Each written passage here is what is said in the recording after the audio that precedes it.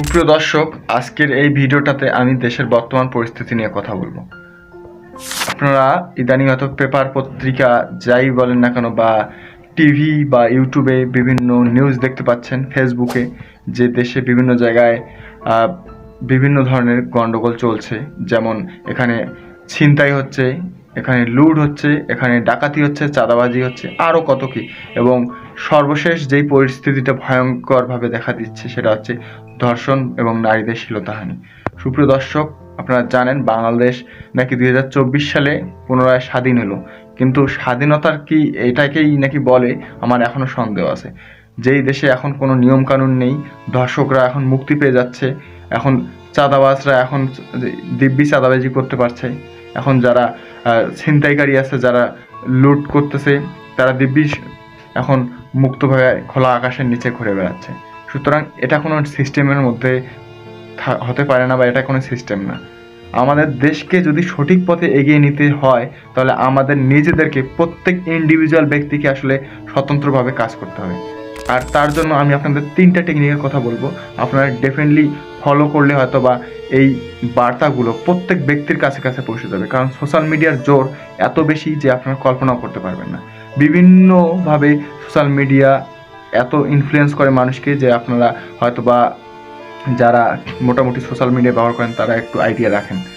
তো আপনাদের প্রথম কাজ, আপনারা ভিডিও তৈরি করুন, নিজ নিজ ইন্ডিভিজুয়াল ভিডিও তৈরি করুন। ফেসবুক, ইউটিউব, টুইটার, ইনস্টাগ্রাম যেখানেই পারেন না কেন ভিডিও তৈরি করুন এবং আপনি নিজের আওয়াজ তুলুন। আর সেই আওয়াজে হ্যাশট্যাগ ব্যবহার করুন, hashtag Bangladesh win, hashtag Bangladesh win.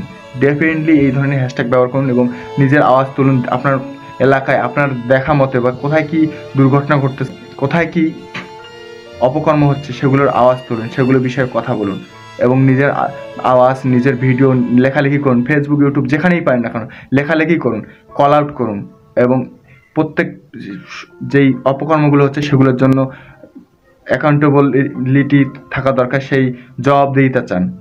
আপনারা যদি সবাই মিলে সোশ্যাল মিডিয়ায় আওয়াজ তুলেন এবং প্রোটেস্ট করেন, ডেফিনেটলি আমরা একটা ন্যায় বিচার পাবো এবং আমরা যারা এইসবের ভুক্তভোগী হচ্ছি তারা ডেফিনেটলি ভালো কিছু সামনের দিনে দেখতে পাবো। কিন্তু আপনাদের প্রত্যেকে এই বিষয়গুলো নিয়ে কনসার্ন হতে হবে। প্রত্যেককে আমাদের এখন মাঠে নামার সময় এসে গেছে। সুপ্রিয় দর্শক, আমরা প্রত্যেককেই ইন্ডিভিজুয়ালি আমাদের এখন পদক্ষেপ নিতে হবে। কোনো ধরনের দুর্ঘটনা যদি বা অপকর্ম কোনো জায়গায় নজরে পড়ে, প্রত্যেকে ইন্ডিভিজুয়ালি আপনারা তৎপর হন।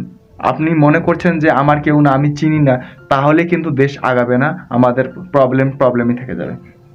তো ফেসবুক, ইনস্টাগ্রাম, টুইটার এগুলো তো আওয়াজ তুলবেন এবং প্রত্যেকে সচেতন হবেন এবং নারীদের অধিকার নিয়ে আমরা প্রত্যেকে কনসার্ন হব। এরপরে বাংলাদেশের জন্য আর কোনো অপকর্ম না ঘটে। আসুন আমরা একতাবদ্ধ হই, আসুন আমরা এই বিষয়ে লড়াই করি। আমরা যদি লড়াই না করি কখনোই আমরা সফল হতে পারবো না, আমরা জিততে পারবো না, দেশ এগিয়ে যাবে না। সুপ্রিয় দর্শক, আমার অন্তরের কথা আমি আপনাদের সামনে শেয়ার করলাম। ডেফিনেটলি আশা করি আপনাদের যে এই বিষয়গুলো নিয়ে সতর্ক হওয়া দরকার এবং আপনারা ডেফিনেটলি হ্যাশট্যাগ ইউজ করবেন, হ্যাশট্যাগ বাংলাদেশ উইন, এবং আমরা ডেফিনেটলি এই যে বর্তমানে একটা ক্রাইসিস চলছে এই ক্রাইসিসটা থেকে মুক্ত পাবো। সকলকে ধন্যবাদ।